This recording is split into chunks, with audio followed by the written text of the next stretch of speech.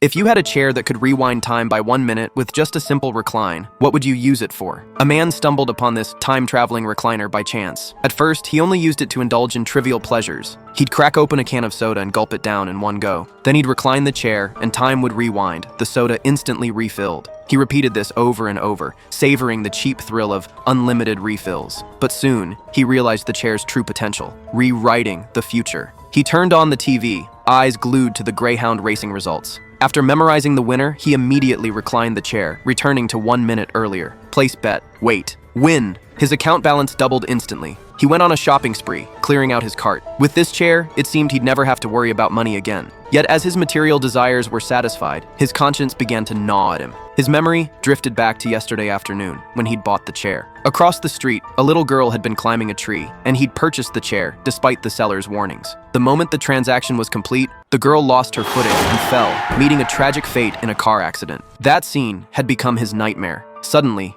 it hit him. If he could win money, why couldn't he save a life? To return to yesterday, he began frantically pulling and pushing the lever. Time rewound, minute by minute. Just as he was about to reach that critical moment, he pulled too hard. The lever snapped with a sharp crack.